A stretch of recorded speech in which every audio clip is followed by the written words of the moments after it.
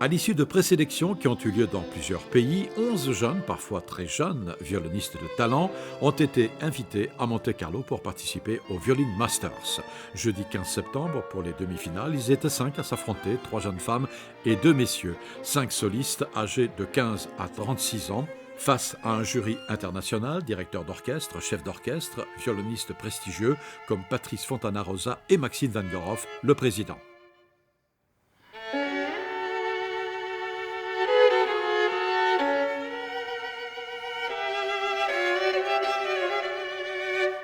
Chaque candidat, parmi lesquels l'excellent Christy Gesy, premier violon solo de l'Orchestre Philharmonique de Monte-Carlo, devint interpréter une sonate ancienne, une œuvre française de Chausson, Ravel, Debussy ou Poulenc, une grande sonate romantique et une œuvre importante du XXe siècle, soit près d'1h20 de musique pour chaque candidat.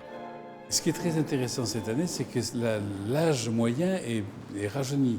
Vous allez s'y assister, il y a une petite chinoise qui a vécu aux États-Unis, qui vit aux États-Unis et qui a 15 ans, qui a déjà plusieurs prix puisqu'elle se présente et elle arrive en demi-finale maintenant. Donc ça nous fait aussi très plaisir de voir que l'âge moyen se rajeunit.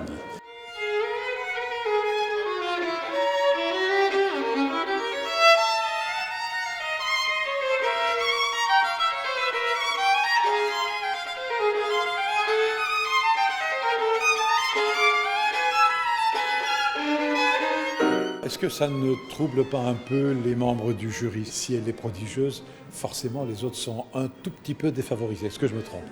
Je crois que vous vous trompez. On ne le ressent pas comme ça.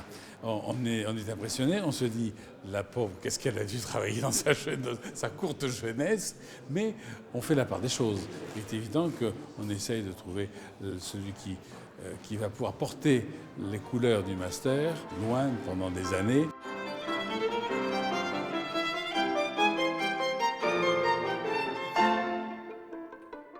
Eh bien, lors de cette demi-finale, Ellie Choi, 15 ans, a su convaincre le jury. Elle retrouvera en finale, cette fois, samedi 17 septembre à l'Opéra de Monte-Carlo, avec l'Orchestre Philharmonique de Monte-Carlo, la Russe Diana Pasco, 27 ans. Celle qui l'emportera se verra remettre le prix Prince Régnier III d'une valeur de 30 000 € et des engagements de concert en France et à l'étranger.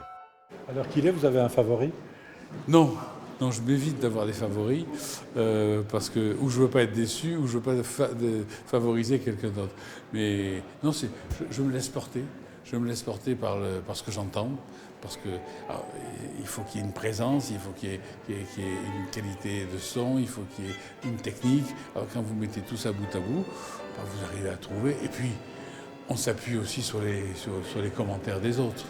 Donc, et si on a un favori, je n'ai pas d'élèves, j'ai à défendre qu'un concours qui soit de qualité et que celui qui va porter ce prix le porte longtemps dans le monde entier.